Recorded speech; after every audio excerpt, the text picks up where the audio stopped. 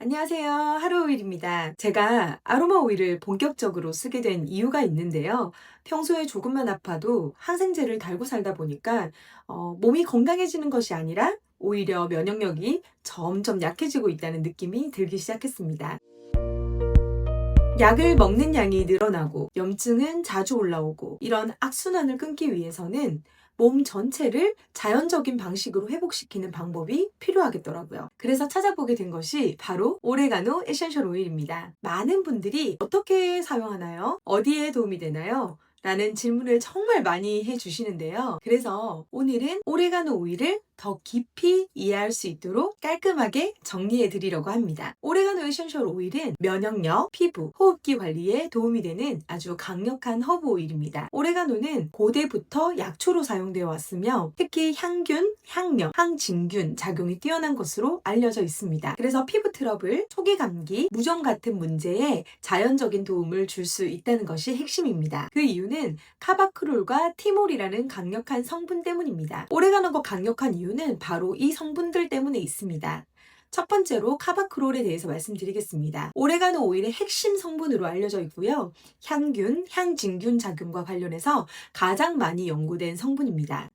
이 성분이 높게 함유되어서 강력한 작용을 보입니다. 두 번째로는요, 티몰이라는 성분입니다. 향균, 살균 작용도 하고 항산화 성분으로 세포 스트레스 완화에 도움이 되고요. 고대 그리스와 로마에서는요, 상처 소독, 피부 감염, 호흡기 문제에 사용해온 기록도 이러한 성분적 특성 때문에 연결이 됩니다. 오레가노 오일은 세균과 곰팡이의 세포막을 교란합니다. 오레가노 오일 속 카바크롤과 티몰은 미생물의 세포막을 악화시키고 번식을 억제하는 방식으로 작용한다고 알려져 있습니다. 이 원리는 다음과 같은 분야에서 자연스럽게 활용될 수 있습니다. 피부 트러블과 같은 문제, 그리고 무좀과 곰팡이의 문제, 그리고 감기 초기 보조 케어로 활용할 수가 있습니다. 그리고 스트레스, 피로 완화에도 도움이 되고요. 항산화 기반의 노화 관리를 도움받을 수가 있습니다.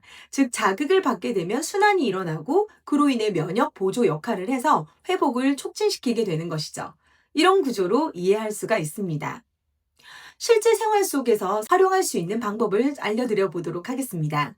첫 번째로는요, 무좀 관리에 탁월합니다. 무좀 관리 레시피로는요, 저는 보통 10ml와 총 40방울 정도를 넣는데요. 캐리어 오일과 그리고 오레가노 오일, 티트리 오일, 라벤더 오일, 비율을 같게 하시거나 아니면 처음엔 20방울 정도로 시작해서 점진적으로 양을 늘려가시면서 본인 몸에 맞게 사용하시면 됩니다. 그렇게 만들어진 롤롤은요, 하루에 2번에서 3번 꾸준히 사용하시게 되면 점차 완화되시는 것을 느낄 수가 있으실 겁니다. 두 번째로는요, 초기 감기 홈케어로 도움을 받을 수가 있습니다. 뜨거운 물에 오레가노 오일 2~3방울을 떨어뜨리고요. 수건으로 머리를 덮고 스팀을 흡입하게 됩니다. 그리고 손수건에 1~2방울 떨어뜨려서 흡입해도 좋습니다. 세 번째로는요, 간단한 생활 살균 스프레이를 만들 수가 있습니다. 내가 소독이 필요한 곳에 이 오레가노 오일을 떨어뜨려서 스프레이로 그곳에 뿌려서 마른 행주로 닦아내시면 좋습니다. 식품 첨가용으로도 사용할 수가 있는데요. 도마 소독 시, 세탁기 살균 소독 시, 스파게티와 같은 서양식 요리를 할 때 한 방울을 떨어뜨리면 그 풍미가 아주 좋아지게 됩니다. 네 번째로는요, 스트레스나 피로 완화에 사용할 수가 있습니다. 스트레스가 많은 날, 피로가 많이 쌓인 날 목욕물을 희석해서 사용하실 수가 있습니다. 뜨거운 물보다는 약간 미지근한 물로 반신욕을 하시는데요. 오레가노 오일을 우유에다가 2~3방울 정도 떨어뜨리시거나 소금에 2~3방울 정도 떨어뜨리셔서 물에다가 풀어서 사용해 보시면은 스트레스 완화와 긴장 완화에도 도움이 될 수 있습니다. 면역력이 떨어졌을 때는 디퓨저에다가 1~2방울 넣어서 사용하시면 면역력을 올려주는 데도 도움을 줄 수가 있습니다. 그리고 두피나 피부 관리에도 도움이 되는데요. 샴푸 하실 때 1~2방울 정도 섞어서 샴푸를 하시면 비듬 관리에도 굉장히 도움을 줄 수가 있습니다. 오레가노 오일은 항상 희석 후에 사용하셔야 되는데요. 피부 트러블이 났을 때 국소 부위에다가 희석한 오레가노 오일을 여드름균에 효과적으로 사용할 수가 있습니다. 이런 자극성 오일은 주의가 필요합니다.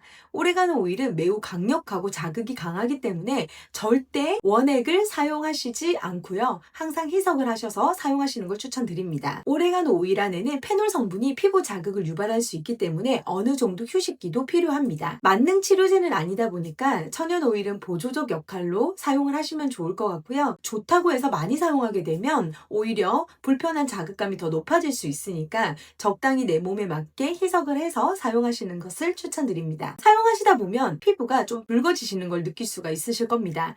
너무 과하게 빨개지고 좀 화끈한 느낌이 있다면 용량을 조금 줄여서 사용하시면 됩니다. 그리고 임신이나 수유 중일 때는 사용을 좀 신중히 하셔야 되고요. 대신에 이런 오레가노 오일을 그냥 사용하시는 것보다 조금 더 부드러운 오일과 블렌딩하여서 오레가노를 너무 강하게 느껴지지 않도록 사용하실 수가 있습니다. 부드러운 오일과 블렌딩하여서 사용할 수가 있는데요. 이럴 때는 라벤더, 티트리, 마조람, 프랑킨센스 와 같은 이런 오일들과 함께 민감한 피부에 블렌딩 하셔서 사용하시면 좋습니다. 좀 순한 오일로는요, 카모마일이나 바닐라 오일이 있을 수 있고요. 그 다음에 호흡기 위주로 사용하실 때는 유칼립투스와 로즈마리와 함께 사용하시면 시너지를 높일 수가 있습니다. 면역력 강화로 피로 회복에는요, 레몬과 진저 그리고 오레가노를 함께 사용하시면 면역력에 도움을 받을 수가 있습니다. 오늘은 오레가노 에센셜 오일을 좀 정리해 보았습니다. 저처럼 약에 의존해서 면역력이 약해지는 걸 느끼셨다면 오레가노 오일은 자연적인 관리에 좋은 출발점이 될 수가 있습니다. 하지만 강한 오일인 만큼 올바른 사용법이 무엇보다 중요합니다. 오늘 영상이 도움이 되셨다면 구독과 좋아요 부탁드리고요. 그리고 더 궁금하신 사항이 있으시면 댓글로 알려주시면 감사하겠습니다.